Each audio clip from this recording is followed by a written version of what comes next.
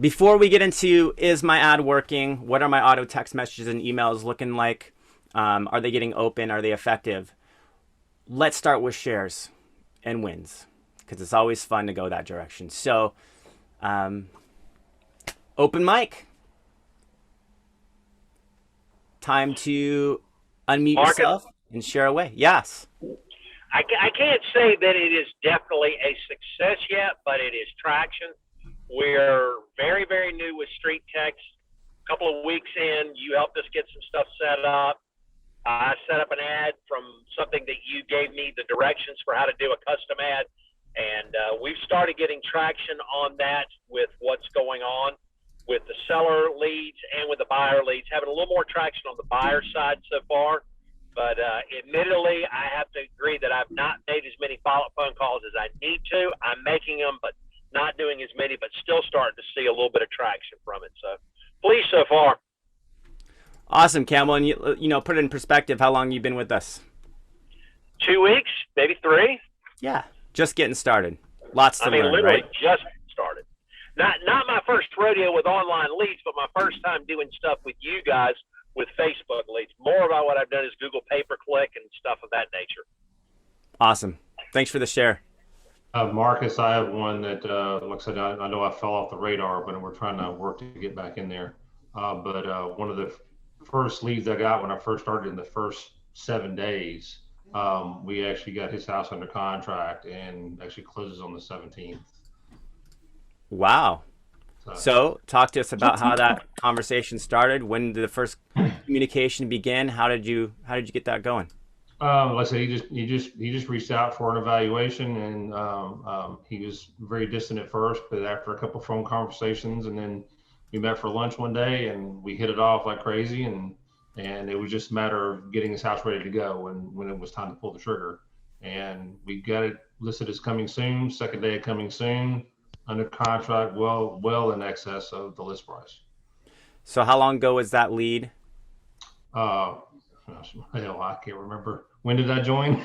I mean, it was sometime last year. So, yeah, like I said, I know I fell off the radar, so my apologies there for not just to you, not just to you, but to myself. So, Oh, that's okay. It happens. Life gets busy. So, how did you stay in touch with that person, or did they just randomly reach out? I would just stay in touch with him periodically, and then just casual conversations. Sometimes it was just, "Hey man, how's it going? Hope you're doing well. I need to try to catch up with you sometime when the time is right to see the home and give you my best advice on how the best to list it." So, and we just kind of hit it off. So, Awesome. Any questions for Chad? Some of you newbies? All right. Great share, Chad. Just shows you all those leads that you had a year ago.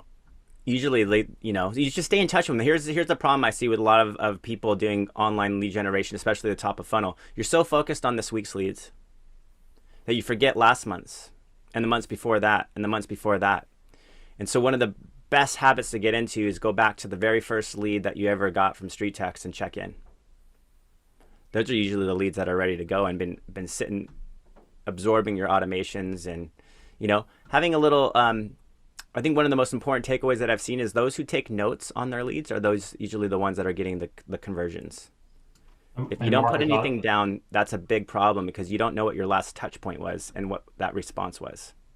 I'll just add to what you said that staying in touch, because I did make that mistake with a few that just didn't express that, hey, I'm ready to list in the next 6 months, but they did ask questions about evaluations. And then when I just recently went back to just update and look at all the contacts that I have in there and look at their homes and look in MLS, come find out there was like three of them that actually listed their home and sold it.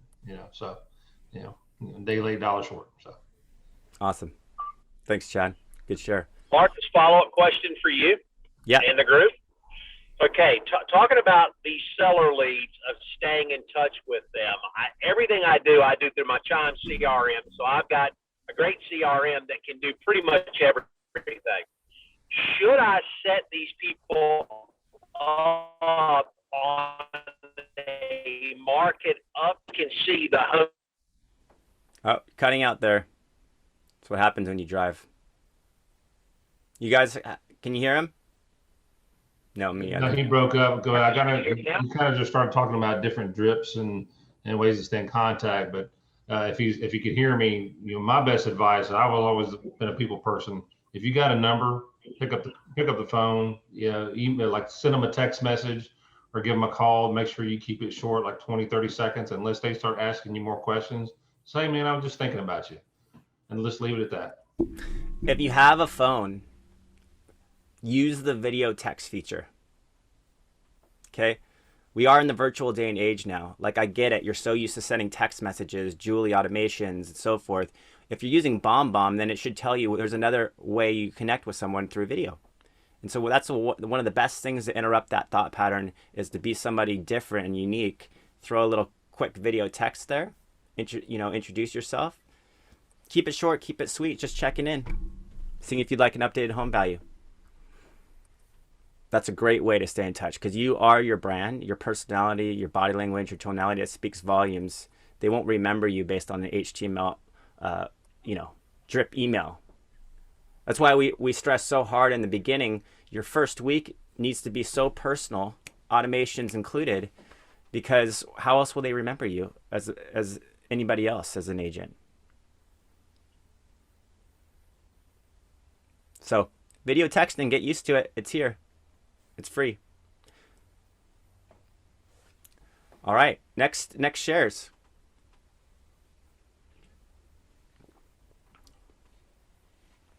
Can you hear me better now, Marcus? Yes. I don't know what happened. I must have gone through a bad cell zone. We're coming back from appointments. So my question was that through Chime, my CRM, I have the ability to set up property alerts for people, or actually market updates for people of the houses that have come to market and sold in their area. Would that be a good way of staying in touch with them, in your opinion? Oh, 100%. Anything that's of value is a great way to stay in touch. So here's a food for thought, and remember this, because we take this, I won't say for granted, we just don't think about it. When you turn around and you let Julie do everything, someone asked me yesterday, I was talking to them about setting the system up. I let StreetText and Julie run everything. When I do get the text back, it stops the texting from going. I have texts going out of my CRM, but what you have to remember is they're not getting any other property information. So if you're gonna set something up, no matter if it's out of your MLS, out of your CRM, don't over spam them. If you do it initially, just once every 2 weeks or once a month, however you figure their whatever the sense of urgency is. If they pay you 6 months, send them something right away and set them up for once a month. If they pay in the next 1 to 3 months, get something going every 2 weeks. And when you figure out their sense of urgency, if they're really moving quicker, make it once a week so that they're getting it. Because the only thing you want to be aware of and be careful of, you don't want them to unsubscribe from you, because once they unsubscribe, it's hard to get them back. It's true. The way to not be unsubscribed is to be memorable. So I think starting with your very first impression is so important. And I see a lot of people, the biggest mistake they make is just do nothing. Your automations are just boring. They say, received your Facebook home valuation for 133 Glenridge and I'm on it. That's a good catchy subject line, but then, and with an emoji, but then your whole body of your text is auto-generating their name. It's saying, are there any updates or renovations I should be aware of? And it has no email signature or video. And you're asking yourself why you're not getting any responses there. Right? So begin there, because that sets the tone. And then there's also a lesson to be learned about what are my open rates, and that's what we're going to talk about as well today. Where are these emails? Are they being opened? And what am I learning from that opening?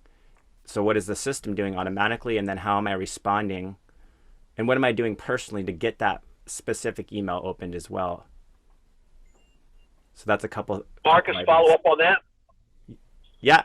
Let's talk about the email subject line you're going to send them for the first time. I've already got a BombBomb video ready to go for that I've been using. But what subject line would you guys use? Would it be their address, your Facebook request for a value on? I would say so. I would say there anytime someone sees their own name and their actual home address in there, that's going to be intriguing for anybody to open. So you're saying use their name in the subject line? Yeah, I would say their name, what they requested, as well as their address. I would include all three. Got it. Same thing for the buyer side, same thing for the listing side. Really anything. Like always include that personal touch. And maybe a quick emoji. Because you're trying to stand out in the midst of a very chaotic inbox. Like, for example, my wife never deletes anything and it just says she's got thousands of emails, where my inbox is always clean.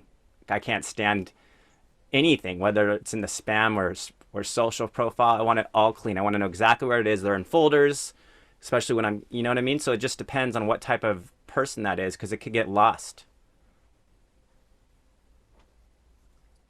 Marcus, Yeah. to put a BombBomb video in your automation, Yeah. is there videos to show how to do that? I'll show you how easy it is. So the easiest way to start is when you, surprise, surprise, I'm in your account, when you just launched a new Raiders ad. So I was really curious to see what it looks like, because I'm a big Raiders fan. Las Vegas Raider, Vegas Golden Knights magnet calendars are here. Send us your address if you want one. Can't wait to see how these results go. I'll put my address in so you can send me one. So when you go into any one of your ads, the best thing you could do is just go to the ad that's on, click Edit Funnel, and it takes you right into that actual automation. And then what you want to do is go to the specific email that you want to change. And so let's pretend it was this list of pool homes in Vegas, and just click on it. And then that auto pulls up here.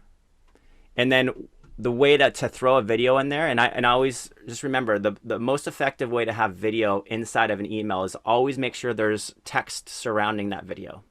So you don't put it up here in the top. You could throw it probably right under here. And what I would do is I would make sure I had Google Chrome as my browser, and then I would have BombBomb as my Chrome extension to that Google Chrome, and you can go download it there. And then what happens is you just click on videos on that extension, and then you just pick the video that you want to throw in there. There's the video there. There's like 3 little dots next to that video on the far right. You click on that, click copy for email, and then you just, for me, I use a Mac. I do Command V, but you would do copy paste type of thing, and then just make sure you save. Right? You should leave that in there, right? I won't leave it. Don't worry, I won't save it. Thank you, Marcus. Also, always sandwich your video between text. So make sure it's always sandwiched. So if you have just the video at the bottom of your email, it'll collapse into those 3 dots you see sometimes in the bottom of an email. So always make sure you have text below and above your BombBomb video. There's also a tutorial there in the comments section of how to embed that BombBomb video into your email. Now you're saying that you need to have text above the BombBomb and below it? Yes. Yeah. What is the reason for that? Otherwise, it was, yeah, go ahead, Marcus. No, it's just the way it's shown. So in the subject line, when someone goes, or in their inbox, when they go to open it, like if I go to my inbox right now, and I'm on my phone or on the computer, it always pulls the subject line and then the first line of that email. So if it doesn't have a first line, it'll be all gibberish and collapse, and it'll look weird with a bunch of numbers. Ah, Yeah. got it. So Now, second follow-up question. Did I hear you say that we should use the BombBomb automation before we use our CRM automation?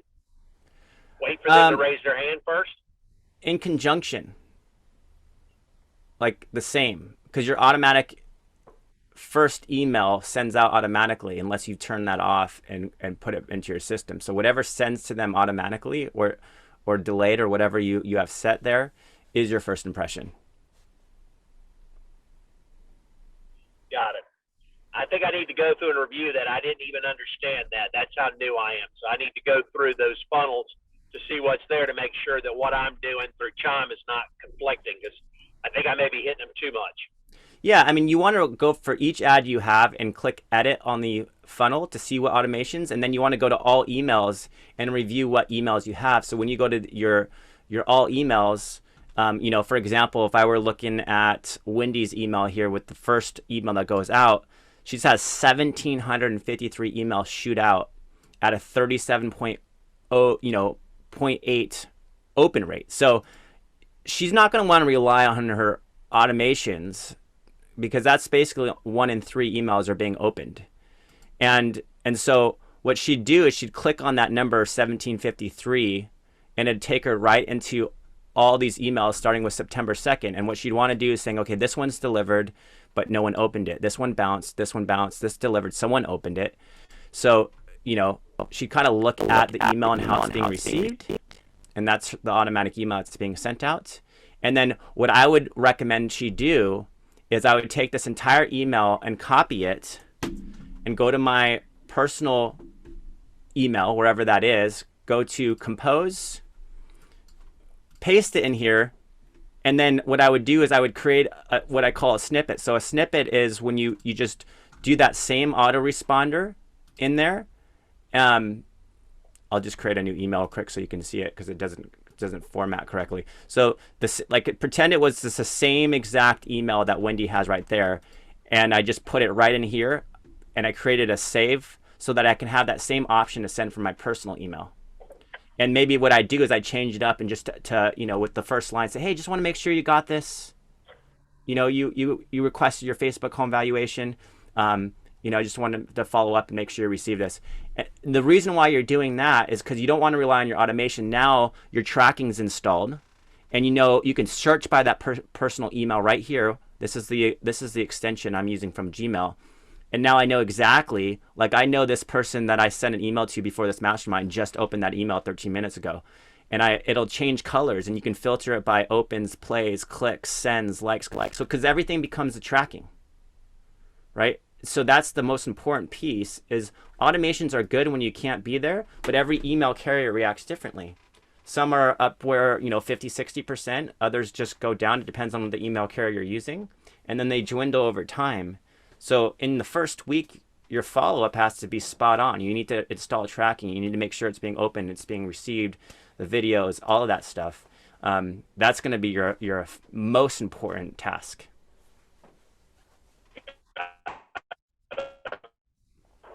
One more question for you, Marcus, on the funnel. When I'm running 2 test ads that are going to get the same for both of them? Yes.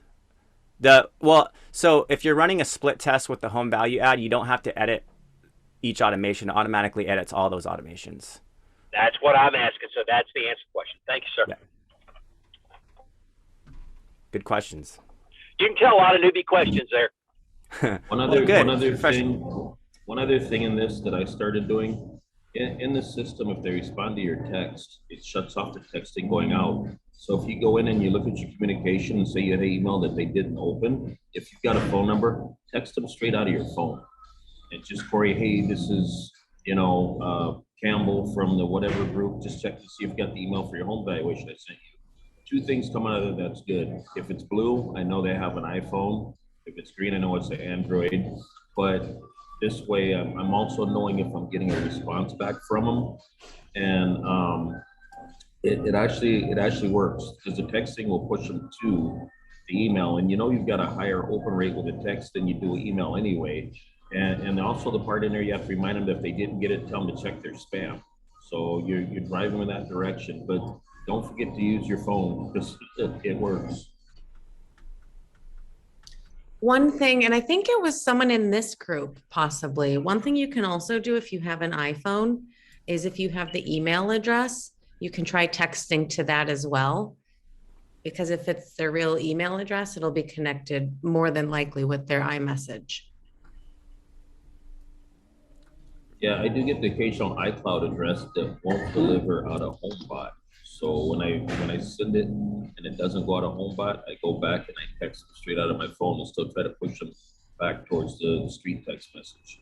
Yeah, that's well said. I mean, I have my computer set up as a Mac to be able to do everything from the keyboard instead of having to do it from my phone. So you want to make sure that is, because you can just see how I can basically go Command C, Command C, Command C, Command C, right, all day long to make sure that, and I can see who's got the iMessage and who's got like, and it has little apps here, so that you want to make sure you're using this type of stuff to work faster. You can throw in emojis, you can throw in photos, images, video, all that stuff this way instead of using your phone.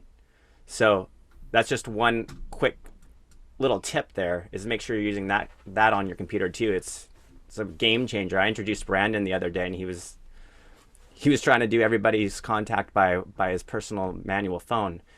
So you're all looking for time savers. So how do you get the regular Droid people on there? Because I use it for people that have an iPhone. So my Mac has the text message on there, but I can't text droids through there. So do you have a You different can still program? do it. You can still text them through there. It sends differently. It turns green. Well, no, I mean, like when I get a text message on my phone, Yeah. if it's an iPhone, it goes right to my computer. If it's a Droid, it doesn't go to my computer. Oh, you got to update that. I don't have those issues.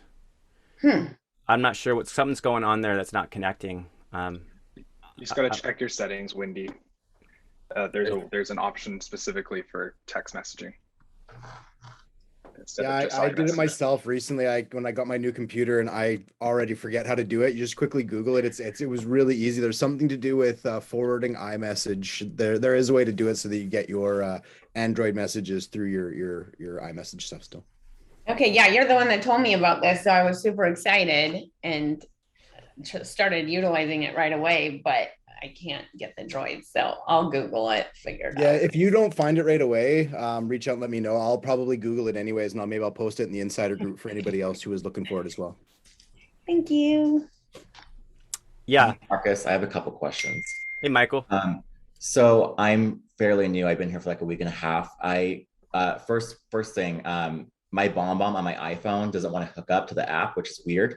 So I do have iMessage. So I haven't tried it yet, but like right now, if I go to my iMessage on my phone, am I able to send a BombBomb through a text? Yes, it'll send out as a link though, so you want to put some text context with it. What if I just take a video? What if I just take a video on my iPhone or Mac and save it and then send it as a message? You can do that too. I mean, I almost recommend use BombBomb for email, as it's like more conducive for that, and just pull out your phone and send a message via video if you have their phone number.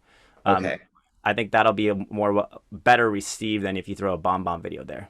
Okay. And I was talking to Aiden yesterday with some help. I've done split testing a lot, and I just pause when I'm going to restart a new ad, but I've gotten a lot of address submissions. Some of them go all the way and do the whole contact. So I customize the step that Jennifer Slater does. Salter, yeah. Salter, and I'm really bad at pronouncing shit sometimes. I've gotten a lot of opens on that one, so I'm starting to follow up today on people that have read that, like, hey, so you got my evaluation, or well, one guy kind of freaked me out because he watched it 18 times. So I'm like, either you're like, have the hots for me, or like you want to say, I have no idea. Yeah, I got to email him back. And then my other thing is I've been sending a lot of mail cards, and I invested in doing, like, I definitely think like a little bit like of like reciprocity. So I'm doing like a $5 Starbucks gift card. If it's a couple too, that's obviously going to get expensive. So I tried that this week. I probably sent out like 25 address submissions, which is nuts. So I've been getting blown the hell up, but my thing is like 50 miles. So I'm like, I need to make that a little bit smaller, because some of these are, I'm like, that's like really far. So I think it was Donna. So I'm starting Donna's ad, like the letter one, because I was basically taking a version and making it like, I can send you a Facebook message and show you what I was doing. Sure. And I can post it in the group too. So we'll see this week what kind of follow up, because I put a call to action to see if I have any traction there. But I'm definitely not shy of being on camera. So I would definitely like to send a text message follow up with video, I think that would be better played. Something that I even do with my friends, people like hate it, but like I always like hold down the voice and just like record my voice because it's Oh, I like, do that all the time. yeah. Yeah. So I don't know. People tend to open that more. So I think any you're doing tips for me? anything you do different or unique is going to separate you, right? Yeah. Everybody's used to getting texting. If it feels like an automation, they'll probably receive it as that. So the truth is, the best thing you could do is start experimenting a little bit with the voice activation. Like, it's basically leaving a voicemail with a quick walkie-talkie style of feeling, and the video as well. I would do video first, Okay. followed by audio, because video, body language and tonality, and then audio only gives you that tonality, Right. which is way better than anything. Communication can be always misinterpreted, even if you're the best writer, with HTML text responders, Right. and emails. So that's where I think the big difference is, because it's that first impression you make, and then the follow up as you're trying to get this know, like, trust model established. So they see you as a consultant rather than a salesperson. Okay. And that only comes with constant efforts of truly producing value and being authentic in that pursuit of relationship. Right. I forgot what else I was gonna say. Is there? I hate when you get like you get a blank. But anyway, I'll think of it again and ask it. It'll come back to you. Here's one thing to look at, right? So when you're in your ads and you click, go ahead. You got exactly what I was gonna say with the edit funnel. Yep. Like the automated follow-up, I've had people already unsubscribe like first time they get an automated follow-up. So I'm like, on my new ad I'm gonna run, can I go in here and like I was talking to Aiden, and like obviously like having Julie looks like you've got a team, whatever, blah blah blah. So some of these I feel like if it's like a 2-minute window and then it's a 4-minute window, I feel like I don't feel like I would want to get hit so many times. And change it up. I'll show you how to customize everything, because there's a blank slate for you. It's an automatic 9-month-long drip campaign, as well as text messages going out. So what you're going to want to do is you're going to want to look at the whole thing. And this is kind of what Wendy did. I'm in her automations. And you're going to say, okay, very first email that sends out is this one. And it says, after submission, quick question. And then there's a little magnifying hourglass there that if you click on it, shows you that it's time delayed by 000, which means it's automatically going out. That's the first touch. So if you click on it, this is where your first impression begins. And so what you're going to want to make sure you have is, number one, you want to go into the settings and update a custom email signature that goes out with every single email, just like Wendy does here, right? Okay. And so that's Wendy's. It's consistent. Her brand's consistent. Her pictures are consistent. And even look, she's wearing the same jacket and shirt here. It's all consistency. It's part of her brand. So that's how you set that up. And then what you can see she's done is she has her second email go out 4 days later. It's a quick update, your home value, and she's got her things that she's doing personally in between those days too. And so this next one that goes out has that video, and she's done and changed and edited a little bit of the texting. She always has the text surrounding the video with a call to action on the bottom. Okay. And then day 6, she added it in. So this wasn't there. So what she did was she went to add action, and she created a new email and delayed it for 2 days after this, because it's done in sequence. So it's right. So 2 days later, after that day 4 emails, this is what she created. What will happen once my house sells? Will I be homeless? Will I have money? Right? It's a pretty cool, pretty video. And then she delays it for another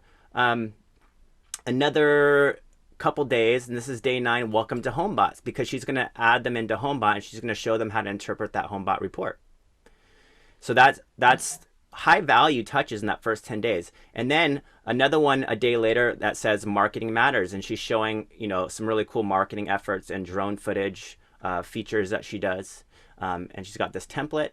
And then another day after that, she added in a day 12, are we Facebook friends yet? Because she wants to connect on Facebook.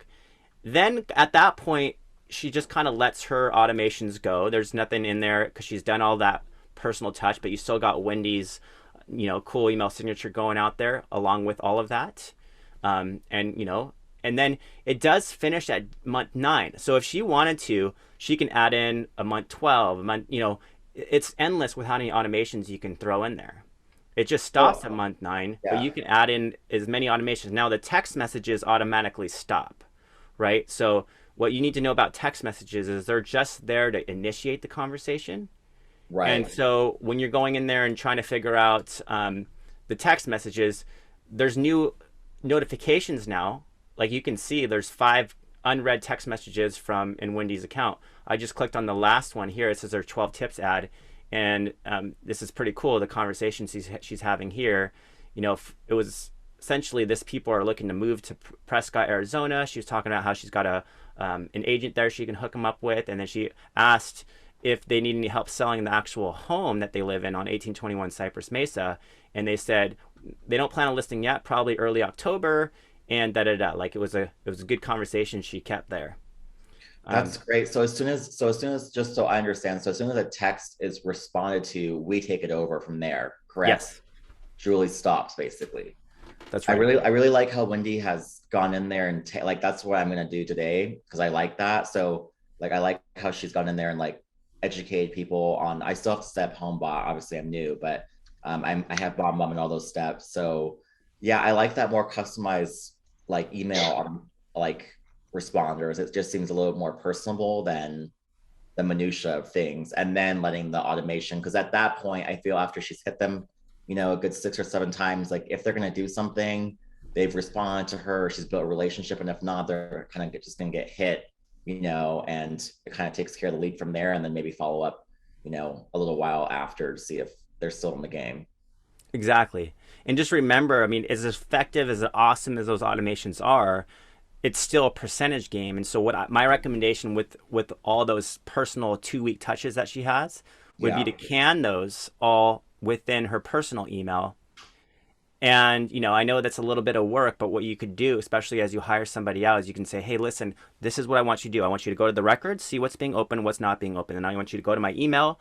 I'm going to actually have you go, to the snippet button, click this email, make sure they got it, press send, and let's get tracking installed, and let's start, that would, if I was hiring an ISA or a VA, that'd be one of the first tasks I'd have them do. Marcus, can I ask a follow-up? Yeah. The texting, do we get an automatic notification when they respond to a text? Yes. How is that delivered to us? Is it email or text to us? It's by text, I think. Is that's what I believe. It's a text message. By text. By text. Yeah. Thank you.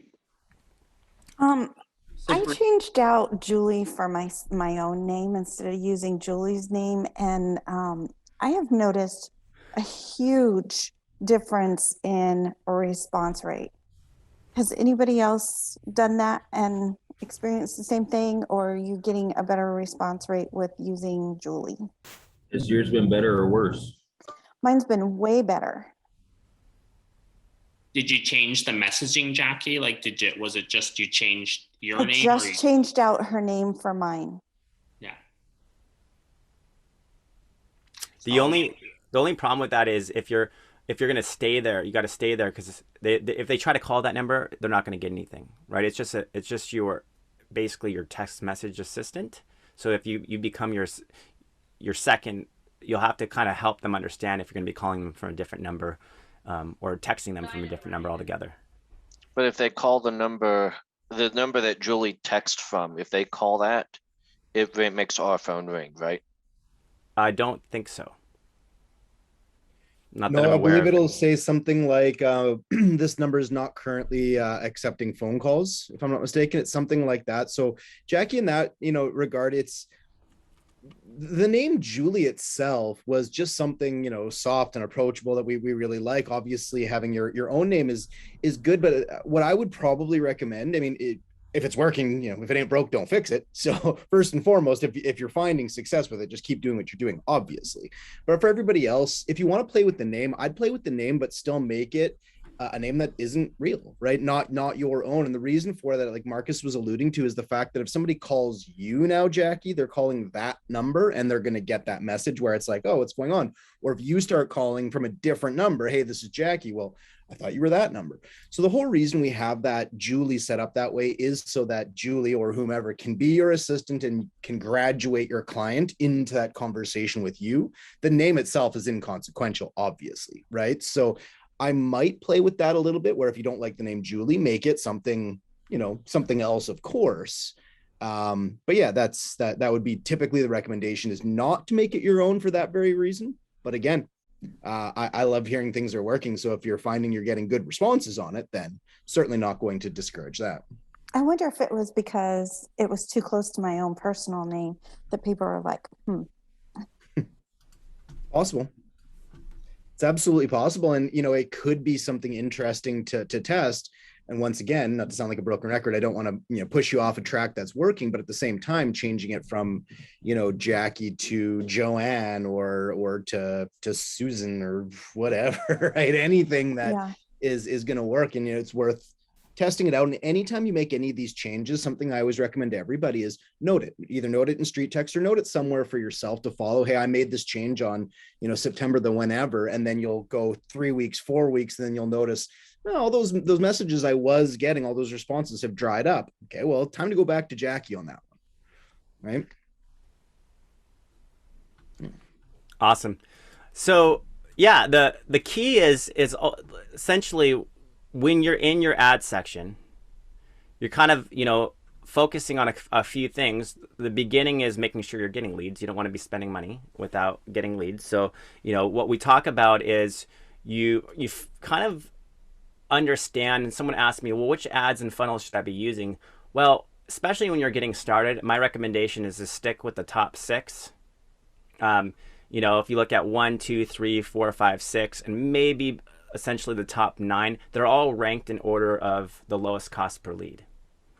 So all those stats are kind of telling you how these ads should be kind of working along the way. And if you put your mouse over it, you kind of get a good idea, how many active users on this in the last month and what the average cost per phone number and email is.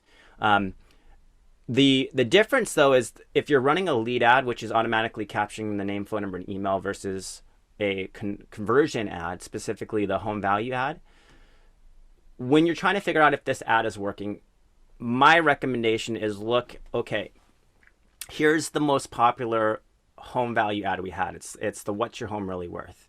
So if you actually look at these stats, 12,422 people. The average click to contact ratio is 63.8%. So what that tells you is that anywhere between 6 to 7 out of every 10 clicks is giving you an address. So what you'll see there is this average cost per lead of $2.23. And that's going to be subjective to the market you're in, right? It's completely different in some markets than others, but that's just the data aggregated across North America, Australia, New Zealand included. So, but here's one thing to kind of tell, because when you're running split tests and performance measures, you just want to make sure, in general, at least 50% of those clicks, whatever you're paying for that cost per click, is giving you an address. That's kind of where I would begin on that type one. And then what you have to look at is, well, okay, so address onlys. Well, you should be seeing about 1 in 3 of those addresses give you the second capture, which is an email. Because you can see here, the average cost per lead is $2.23, but the average cost per email is $6.26. So that's giving you an indication that's about 1 in 3, right?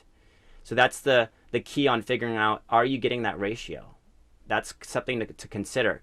And then with that being said, similarly, about 1 in 3 of those emails give a phone number. That's why you see this $18 average phone number. So that's how you're kind of establishing, is my ad following suit? You may be spending a little bit more per click, and whether in your Orange County or Las Vegas, some people would get down to, like, I've seen as low as 10 cents a click. I've seen as high as $3 or $4 a click, but those clicks are how much you're basically auctioning out in that particular area. So let's just make sure, even if you're cost per click rises up a little bit, it's still following suit with the percentage, because that's more of the key there.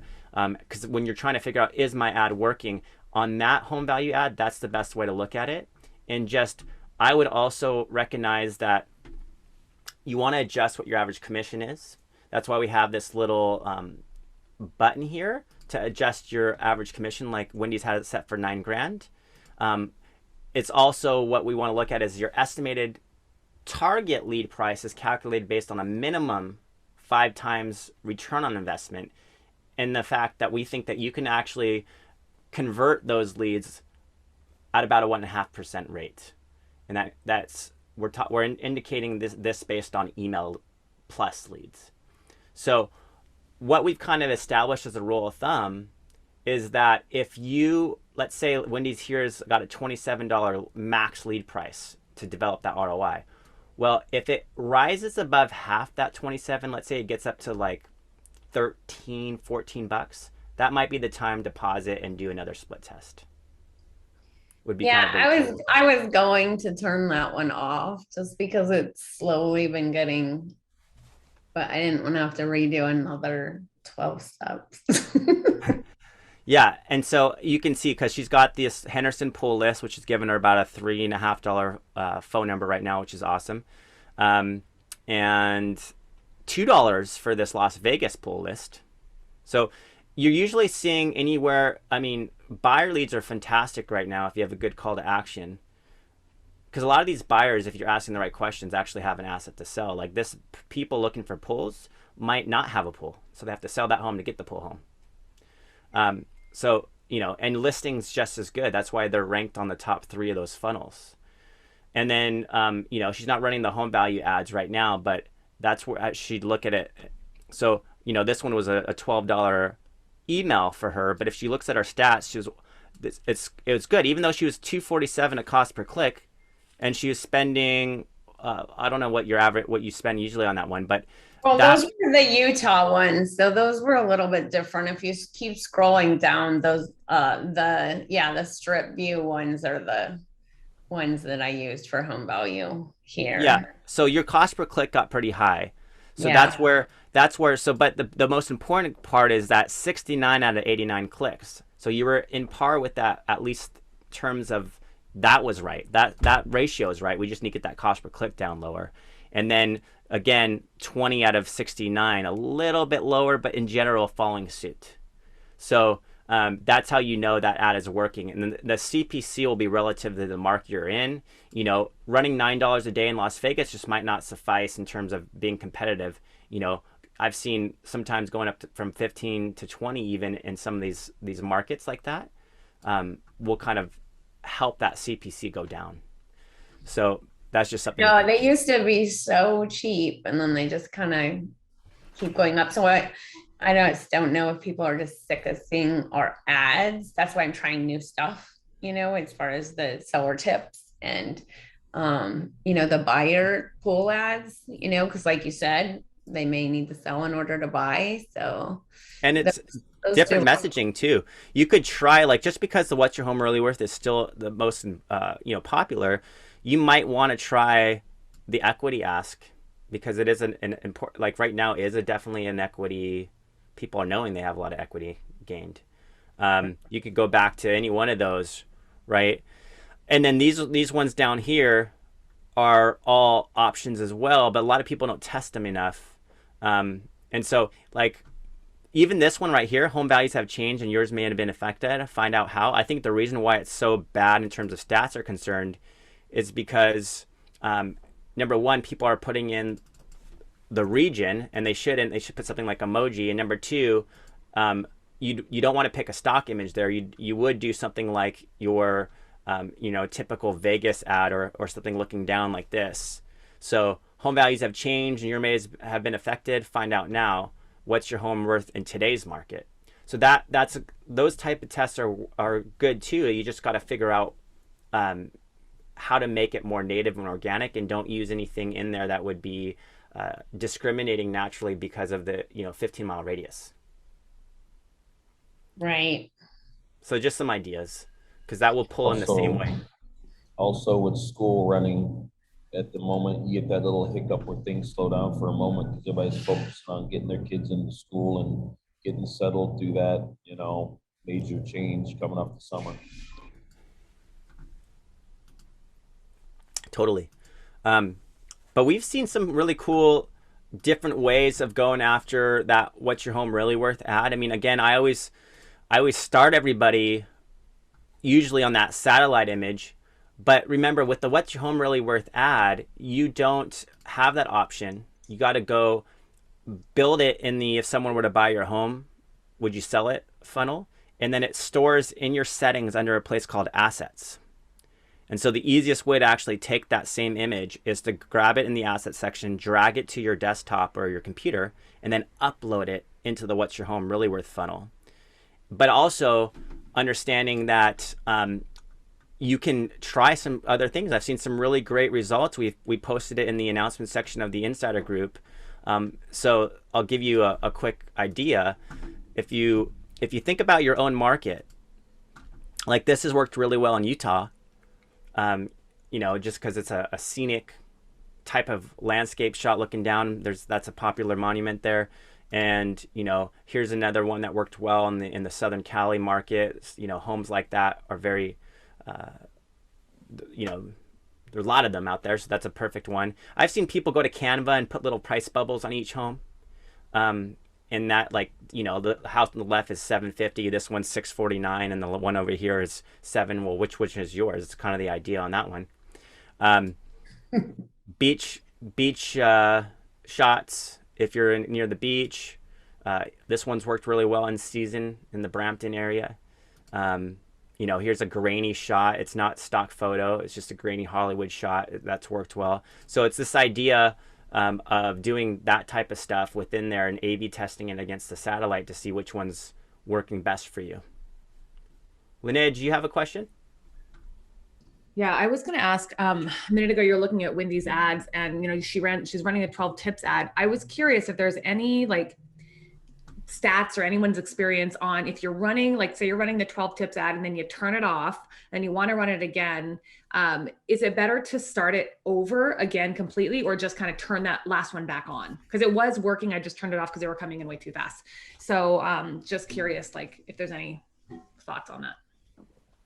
Yeah, the only reason for me that I wouldn't want, or one of the main reasons I wouldn't want to turn back on that old ad, in this case, it weren't running well, might as well turn it back on. But the one time, if let's say, for instance, you had poor stats on it or something, and you go back to turn back on an old ad, well, the lifetime stats are now muddied by stats that are no longer relevant. So if you've got, a day, a week, a month, a year worth of stats in the lifetime column, and then you've paused it for a week, a month, whatever it is, then you go to unpause it, your last 7 days will be accurate, but again, the lifetime will be off because the ad will be onto a new algorithm.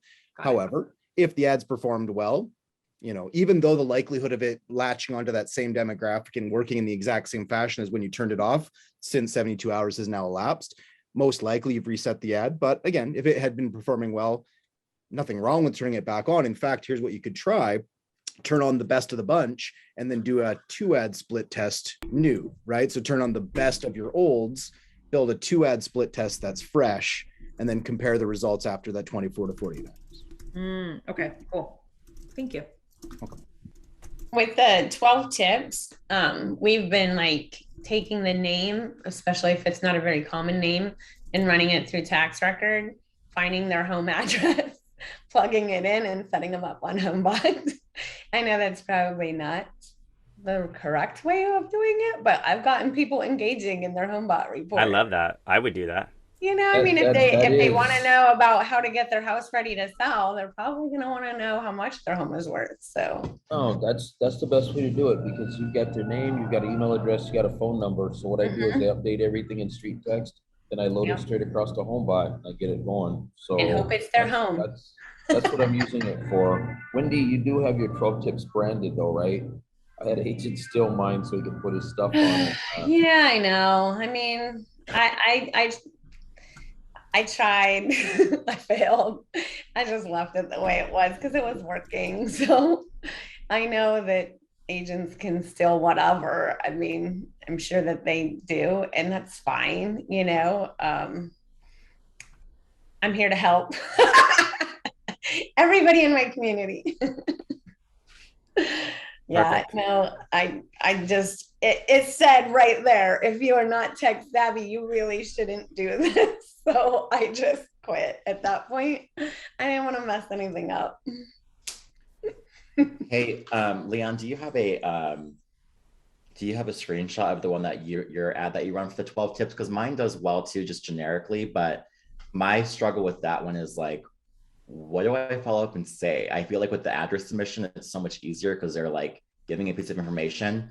I'm gonna do HomeBot today, and I like what you said, Wendy, about putting their address in there, because at least it kind of gauges them to see like if they're like looking at, obviously if they clicked on seller tips, like the thought came into their head and they want to know their value. So that's to me a good value add. So right. I mean, yeah, if they're thinking about getting their house ready to sell, then they need to know how much it's worth too. So if they ever came back and said, how dare you, and how'd you get this? And which they haven't said that, you know, they may argue about the value, but there's your conversation. But exactly. And they won't. So the reason I was saying this though is on the 12 tips, if they're downloading it, some people have downloaded and save it. They might even download it. I had somebody share it with somebody else. So all my contact information was on the bottom of page 1. I see what you're saying. Yeah. Okay, I might have to give it another go. Hey, Leon, and you can do it in Canva or Adobe to do it. Doesn't take but a minute. Right. I don't have a problem trying to do that. It was the messing with the ad, like putting that back in there, and I didn't want to mess anything up. And remember too, Wendy, on that particular ad, there is the automations now built in, the 9-month-long drip campaign. So just as much as you put that personal effort with the home value ad, if you're going to be using that long term, recognize that that's also a great place to throw videos in there, to Wait, so it's a 9-month one now? Yep. Oh my gosh. So did mine change, or I have to do a new ad? You have to do a new one. Well, just double check yours. So click edit funnel on that particular one, because you might have done it when it was already established. Yeah, I customized like 3 things, and then I sent them into Follow Up Boss. But that's a good place too to use more of a video approach where you're following up to make sure they received it, asking if they have any questions about it, and then as the subsequent emails go out, that would be the best place to say, hey, what I'm going to do for you is, or hey, would you like as well a complimentary home value? And so they're kind of getting that type of email approach as well, and then your intro to HomeBot and all that good stuff. Sweet. All right. Cool. And once you load that one, Wendy, into your assets, now when you go pull it over into your ads, it'll always be there. I got to redo mine as well because I was part of the beta, so I'm going to restart a new 12 tips ad.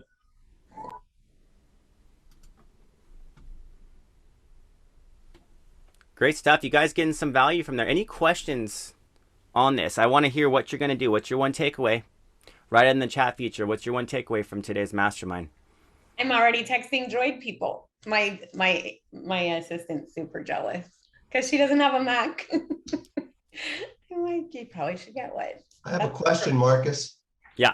Is there an easy way to brand the 12 tips ad?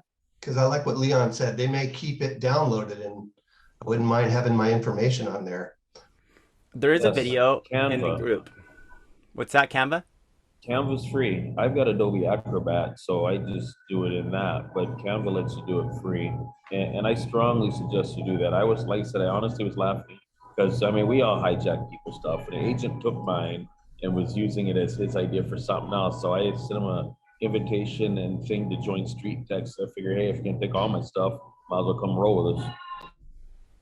I branded my 12 tips also, but you could just really easily do it through Canva. But if you have a graphic designer, it probably takes them like 10 minutes to do it. So that's what I do. Awesome. Yeah, I do have Canva, so I guess I'll start messing around with that. My worry was getting it to where that actually goes out. I guess the video from Troy covers that, right? Yeah, he sent me, Marcus tagged me in the video, and it was really easy to do. I mean, you have to follow it, of course, but it took me like 2 minutes. So awesome. And I have been doing that. I've been using Ben Verified. So when they click on the 12 tips, I find out everything about them. subscribe them into HomeBot, and people are definitely interacting with that. So even though they said, I've already had a home valuation, she's like, they still click on it and they look at it every month. Awesome. Hey, I have a important question. announcement for tomorrow, office hours with Janky Patel. So a lot of you are registered for it, but Janky's pretty awesome StreetText success. She's done over 50 deals since March of 2020 with StreetText. And tomorrow she's going to be explaining how she has trained her ISAs, her VAs, her social media coordinators, all that stuff for scalability. It's just one of those good things that you want to look at to recognize what she's done. And she doesn't use video, by the way. So it just shows you it's not all video, but it is speed to lead. And you have to train your assistants, even if it's virtual. Hers is in the Philippines, to do it right. She actually uses something where it's a local phone number that contacts them, even though they're out working out of the Philippines. So Marcus, what time is that? The office hours with Janky? I think it's at 11 a.m. Pacific Standard, 2 p.m. Eastern. I'll double check. It'll be in the announcement section shortly. Okay. And I'll post that. So yeah, and then one of the things that we made an update to recently too, and I think a lot of you already are aware of, is in your StreetText dashboard, there's a little button called affiliates. And that's how you get basically free marketing money. But what I recommend doing is, just like I did with Wendy here, there's this random gibberish number if you share that out to anybody that you would want to introduce to StreetText. What you can do is click on this little edit button and enter a new affiliate mask link. And I just recommend saying with your name there, so that when you share it, it shares out differently. And then the cool thing about that is this is the referral page. When you do go out and share it with somebody, one of the things that happens is it prompts them this way, and there's this welcome email here. My recommendation is, if you feel like you want to share it, put your own video in there. It's me there right now, but if you have a great story about what StreetText has done for you, that'll be your opportunity to put your quick little video in there. We'll put it in there for you, and now it feels more natural as you share it to somebody to share StreetText, because that's free marketing money that you'll get back for your Facebook budget. And a great way to grow your team or anything else that you may want to do down the road. So just to recap, we went over a lot of stuff today. So I think it's probably a really good idea to recap. We live in this really amazing age of automation where we are super efficient. We can scale ourselves, but that means we need to be smart with how we introduce what we say. So if we only send short text clips, like Marcus said, it's going to feel automated. And if a person feels automated, they're going to treat it as automated, even if it's not. This is where video is super powerful, because when you send a video text, Tony shared this last week, he got 4 appointments from 10 contacts. 4 appointments, 10 contacts. All he did was the video text, and he won all 4 of those deals before he even showed up, because the video text did that. So he was sending out all of the other stuff. So he was sending out the monthly home value reports, and he was doing all the video or the text stuff. And then he sent out the video text, and that's what got the conversation, because it's a pattern interrupt, as Marcus said, but, oh, you're a real person. This isn't automated. There's a real strategy here. So when you send out your 9-month drip campaign, I would even consider sending your first 2 emails, which send really fast, just text. Do your 3rd email automated, but with the bomb video, because that's going to feel like you did it manually, even if it's a generic one that you can send to everybody. So that's really the key, is you want to make sure that when people are getting your touches, you're fast. They're getting it like to the inbox immediately, but you're also doing it in a way where it feels really human and personal, so they know that somebody is working for their behalf. But you, at the same time, are able to scale your business. So that's like we really touched on a few things there that's really important. And the last thing is send value. Leon, you shared something today, which I think is really critical, which is if you oversend or you oversaturate an inbox, people unsubscribe, and once they unsubscribe, they're lost from you. But that didn't mean that they unsubscribed because they weren't ready. It might have just been too much stuff coming in. Think about yourself. Like, think of all the emails you get that you unsubscribe from every single day. There's probably a lot, right? And I had somebody say to me the other day, I was talking to them on the phone, and they said, it's funny, I almost unsubscribed your email, I got it in my inbox and then I started reading it. And as I thought, man, that's such a good story, because if you send value, people won't unsubscribe from value. So if you get your own email and you think to myself, I'm not going to unsubscribe from this, I really like this email, I would stay subscribed for this email.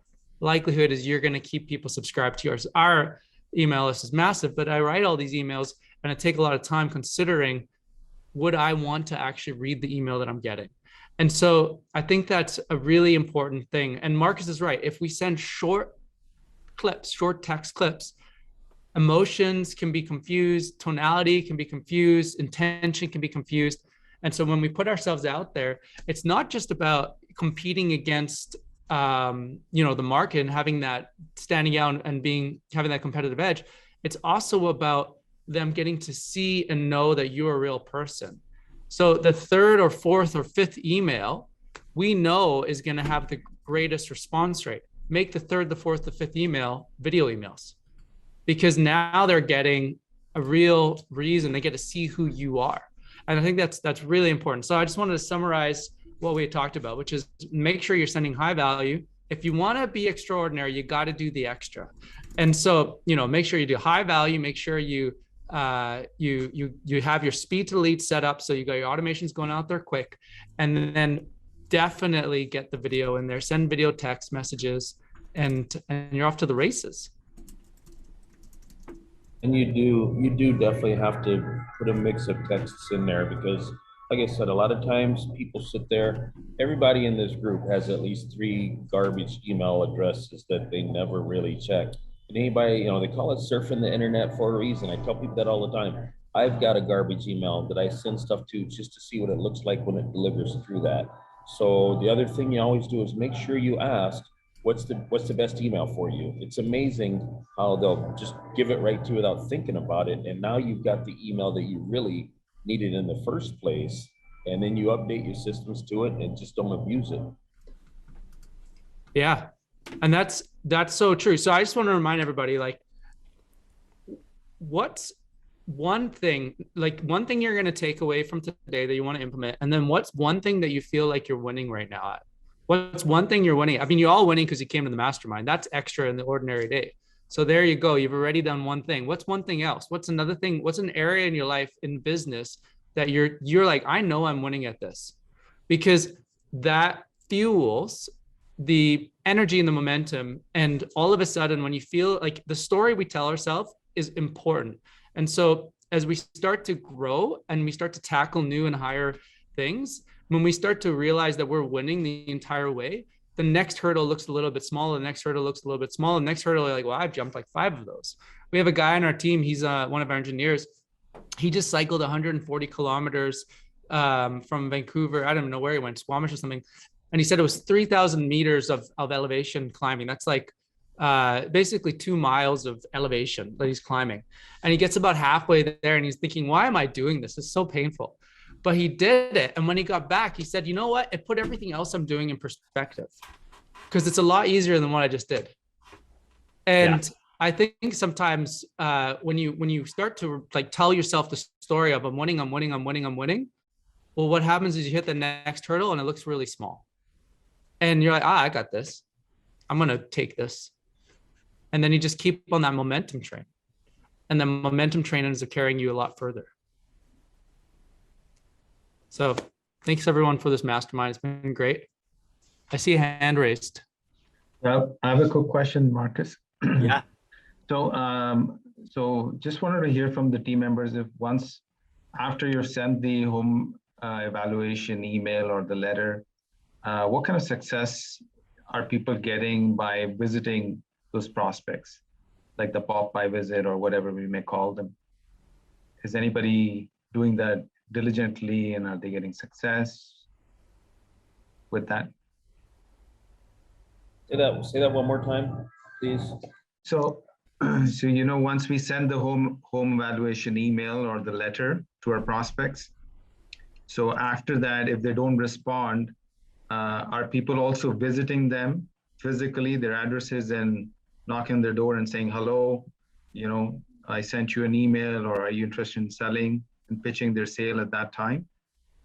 There was Like a couple people in the group that were doing that. They were dropping off coffee mugs, they're dropping off gifts and things like that. Wendy had said something a couple of sessions ago about giving out the digital Starbucks cards, things like that. So I know there had been some doing it, and a couple of them had been having success at it.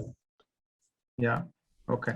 What's cool about it is you can plan a route. Oh, sorry, yeah, Jennifer, you jump in there too. But yeah, you can plan a route, so you can make it part of your day, and then just have a bunch of little gifts in your car. So every time you drop off, you have a gift. Because who's going to say no to somebody who's holding a gift in their hand? And it's great because then if they don't get them, you just leave the gift on the door with a handwritten note. It's very personal. Jennifer. Yeah, I was just going to say that actually that's something I haven't done. I'm too nervous and I really don't like people coming to my door at all. So for me, if they're not responding, first of all, I always track the emails, and if they don't open it, I send it until it's opened. Like I have almost 100% open rate because I do it through BombBomb, just my CMA report. Honestly, I don't care if they're opening the automations from StreetText, that's just bonus.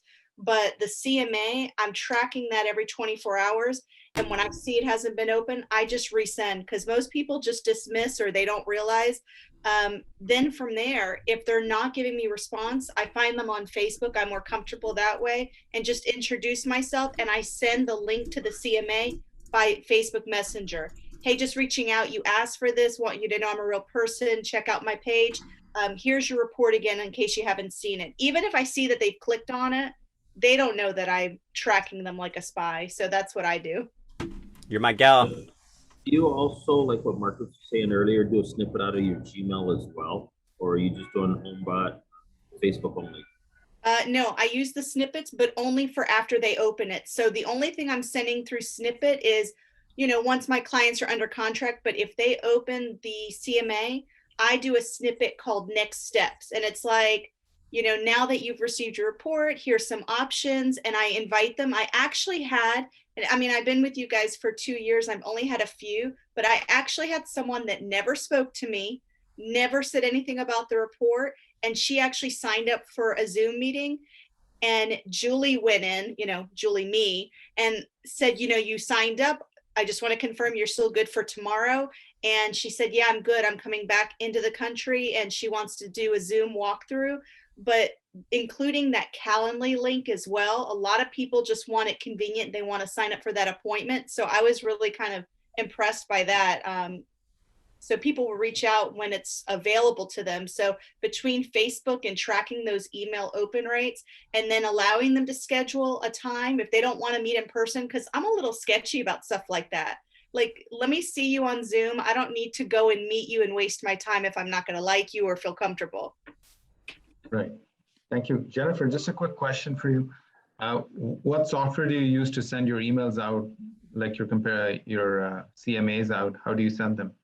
Sure. And I can send you a sample, but what I do is my CMA, I have a template built out in BombBomb. It has my logo at the top. It has a picture of their house. So as soon as they open it, they're seeing their house. And then I send a range of 10 to 15,000, no more than that. And I compare the comps in their subdivision, or if it's a rural area, like within half a mile or a mile, or and then from there, I send it through BombBomb. So every time I go to my BombBomb email, I make a copy of the one I did before, and all I'm changing out is the address, the picture, the value, and I send and repeat every time. That's the nugget for the day. Yeah. And by the way, if anybody is looking to see exactly what Jennifer does, because she's created an entire course around her follow-up, that's the course. Think If It, Grow with Jennifer Salter, or essentially. And she's always updating it, right, Jen? You're always updating it. You try something new. You find you're getting results with it. Yeah, actually, I wanted to try.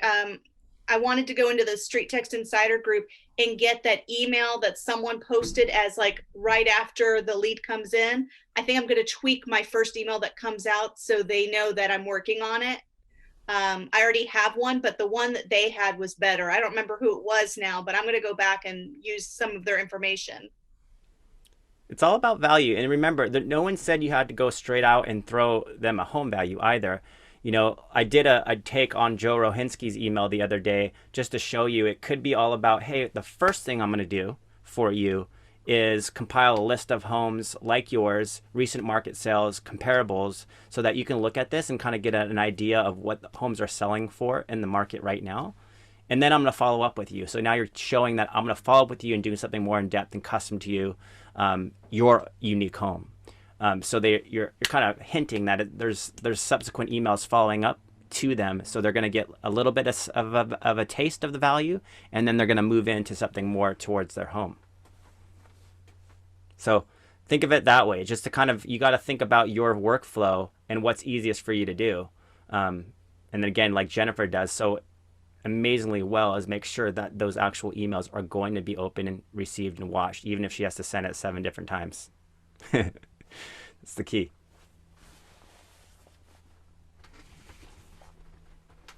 Awesome. Well, thanks for coming, guys. Hope you got some good value in this mastermind. Follow up with anything that is really standing out with you in the insider group, any questions you have, particularly anybody you want to reach out to. Very collaborative community, as you guys know. So, you know, if you want to ask something of anybody in there, just send them a quick message on Messenger or tag them in a post. Hopefully you know how to tag people at this point. And use Facebook. All right? Have a great day.